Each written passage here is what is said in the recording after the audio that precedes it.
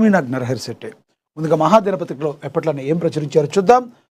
భారత్ గొప్ప దేశం, నరక కోపం వివాదం తర్వాత భారత్పై ట్రంప్ ప్రశంసలు. మరి వివాదం తర్వాత మరి మొత్తం బాధపడితే కానీ ఆ తర్వాత ఏదో తెలవదు అన్నట్టుగా ఒక కవిత చెప్పినట్టుగా, ఒక రైటర్ చెప్పినట్టుగా ట్రంప్ వ్యాఖ్యలు ఉంటాయి. దాని గురించి ఏం మాట్లాడారో చూద్దాం. ఇక ప్రతి నెల కొలువుల జాతర సన్నద్ధమవుతున్న టీజీపీఎస్సీ త్వరలోనే 205 పోస్టుల భర్తీకి చర్యలు కానున్నాయని కూడా మరి దీనిలో ప్రచురించారు. ఇక అనకాపల్లిలో సోలార్ విప్లవం 5400 కోట్లతో renew mega project. Atmanirbhar Bharat దిశగా ఏపీ అడుగులు. 6.5 గిగావాట్ల సోలార్ ప్లాంట్తో సరికొత్త రికార్డు. యువతకు వేల సంఖ్యలో ఉపాధి అవకాశాలు. రెన్యూ మెగా ప్లాంట్కు భూమి పూజ చేస్తున్నారని కూడా ప్రచురించారు. ఇక అదేవిధంగా అంతటా కవిత చర్చే. కొత్త పార్టీ ప్రభావం ఎంత, కవిత దమ్ము, ఆత్మస్థైర్యంపై నేతల్లో భారీ అంచనాలు. టీజేపీ పీఆర్పీ అంత పవర్ఫులా లేదా టీజేఎస్ వైఎస్ఆర్సీపీలా ఉంటుందా? లెక్కలు అంచనాల్లో రాజకీయ పెద్దలున్నారు. మరి దాని గురించి కూడా ఒకరికొకరు సమీకరించుకుంటున్నారని కూడా ప్రచురించారు.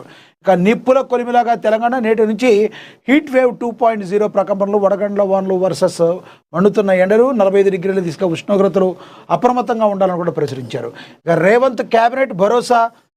ఆర్టీసీ కార్మికులకు చర్చల ఆహ్వానం. మంత్రుల జీతాల్లో 50% కోత. మరి బకాయిల క్లియరెన్స్కు గ్రీన్ సిగ్నల్, అండగా ఉంటాం. ఆత్మహత్యలు వద్దు, 14,200 కోట్ల బకాయిలు చెల్లింపునకు కసరత్తు. సహకార సంఘాల ఎన్నికలకు గ్రీన్ సిగ్నల్ అని కూడా ప్రచురించారు. ఇక అదేవిధంగా ఆర్టీసీ సమ్మె ఉధృతం. కార్మికుల ఆత్మాహుతి యత్నాలు. కదిలిన ప్రభుత్వ యంత్రాంగం. సమ్మెపై స్పందించిన సీఎం రేవంత్ తొందరపడవద్దని విజ్ఞప్తి. నేడు డిప్యూటీ సీఎంతో కార్మిక నేతల భేటీ ఉందని కూడా మరి దీనిలో ప్రచురించారు. ప్రధానంగా చూసుకుందాం. ముందుగా ఆర్టీసీ సమ్మె ఉధృతం. కార్మికుల ఆత్మహత్యాయత్నాలు. కదిలిన ప్రభుత్వ యంత్రాంగం. ఆర్టీసీ సమ్మెపై కార్మికులతో మాట్లాడాలని ప్రభుత్వం నిర్ణయించింది. ఈ మేరకు ముఖ్యమంత్రి రేవంత్ రెడ్డి మంత్రులను ఆదేశించారు. శుక్రవారం డిప్యూటీ సీఎం బట్టి విక్రమార్క ఆధ్వర్యంలోని మంత్రుల బృందం కార్మిక సంఘాలతో చర్చలు మరి జరపనుంది. గురువారం సచివాలయంలో జరిగిన కేబినెట్ సమావేశంలో సమ్మెపై ప్రధానంగా చర్చించిన మంత్రివర్గం సమ్మెకు ఏదోలా ముగింపు పలకాన్ని నిర్ణయించింది. నర్సంపేట, నల్గొండ ఘటనలపై కేబినెట్లో ప్రస్తావన రావడంతో స్పందించిన సీఎం రేవంత్ రెడ్డి ఆర్టీసీ కార్మికులు ఎలాంటి తొందరపాటు నిర్ణయాలు తీసుకోవద్దని విజ్ఞప్తి చేశారు. ప్రాణాలు తీసుకోవడం వల్ల సమస్య పరిష్కారం కాదని, కార్మికుల సమస్యలను పరిష్కరించేందుకు ప్రభుత్వం చిత్తశుద్ధితో దృష్టి పెట్టిందని సీఎం ప్రకటించారు. ఇందులో భాగంగా శుక్రవారం డిప్యూటీ సీఎం బట్టి విక్రమార్క ఆధ్వర్యంలో మంత్రులు ఆర్టీసీ కార్మిక సంఘాలను పిలిచి మాట్లాడాలని ఆదేశించారు. కార్మికుల సమస్యపై ప్రభుత్వం సానుకూలంగా ఉందని ముఖ్యమంత్రి స్పష్టం చేశారు. రాష్ట్ర వ్యాప్తంగా ఆర్టీసీ కార్మికుల సమ్మె 2వ రోజు కొనసాగుతోంది. పలు చోట్ల ఉద్యోగులు నిరసన కూడా చేపట్టారు.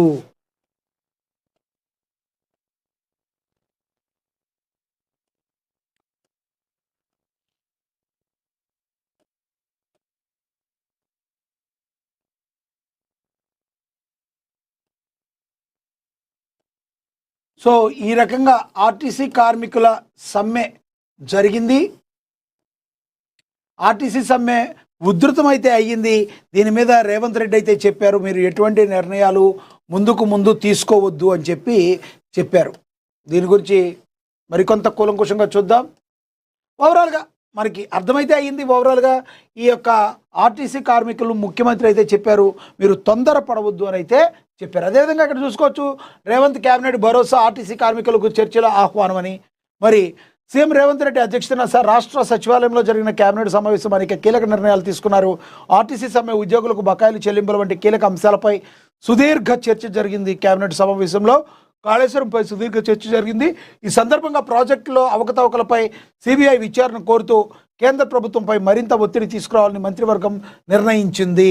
ముఖ్యమంత్రి ఆదేశాల మేరకు త్వరలోనే ఇరిగేషన్ మంత్రి ఉత్తమ్ కుమార్ రెడ్డి ఆధ్వర్యంలో మంత్రులు ఢిల్లీకి వెళ్లి సిబిఐ డైరెక్టర్ని కలవబోతున్నారు. హైకోర్టు తీర్పుపై advocate general power point presentation ఇచ్చారు. ఈ కార్యక్రమంలో సీఎం రేవంత్ రెడ్డి కీలక వ్యాఖ్యలు చేసినట్లుగా మరి సమాచారం అయితే అందుతుంది. హైకోర్టు తీర్పు రాష్ట్ర ప్రభుత్వానికి వ్యతిరేకంగా లేదని సీఎం రేవంత్ రెడ్డి స్పష్టం చేశారు. బీఆర్ఎస్ నేతలకు ఎలాంటి ఊరట లభించలేదని, కేవలం ఐఏఎస్ కమిషన్ కమిషన్ వ్యాఖ్యలు సరికావని మాత్రమే చెప్పిందన్నారు. అలాగే నోటీసులు అందించే విధానంపై మాత్రమే విభేదించిందన్నారు. సిబిఐ విచారణ మరి కోరుతూ కేంద్రంపై ఒత్తిడి తీసుకురావాలని మంత్రులకు సూచించారు. ఇక సమ్మె విరమించాలని ఆర్టీసీ కార్మికులకు విజ్ఞప్తి చేశారు. ఆర్టీసీ సమ్మెను వెంటనే విరమించాలని కార్మికులను కేబినెట్ విజ్ఞప్తి చేసింది. కార్మికులు సంయమనం పాటించాలని, సమస్యలను పరిష్కరించాలని సానుకూల వైఖరితోనే ప్రభుత్వ అధికారులు కమిటీ వేసిందని పేర్కొంది. శుక్రవారం ఉప ముఖ్యమంత్రి బట్టి విక్రమార్క సారథ్యంలో చర్చకు రావాలని సంఘాలను కోరింది.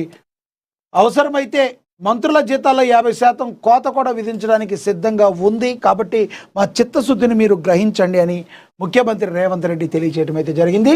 తొందరపడి ఎటువంటి నిర్ణయాలు తీసుకోవద్దని అయితే తెలియజేశారు. ఇక నిప్పుల కొలిమిలాగా తెలంగాణ నేటి నుంచి హీట్ వేవ్ 2.0 ప్రకటనలు. వడగండ్ల వానలు వర్సెస్ ముదురుతున్న ఎండలు. అక్కడక్కడ ఎండలు ఉంటుంటే సాయంత్రం అయ్యేటప్పటికి వడగండ్ల వాన పరిస్థితి వస్తుంది. తెలంగాణ రాష్ట్రం మరోమారు ప్రకృతి వైపరీత్యాల మధ్య కొట్టుమిట్టాడుతుంది. ఒకవైపు అకాల వర్షాలు, వడగండ్ల వానలతో వాతావరణం అస్థిరంగా మారుతుంటే మరోవైపు ప్రాణాంతకమైన ఎండలు రాష్ట్ర ప్రజలను భయపెడుతున్నాయి.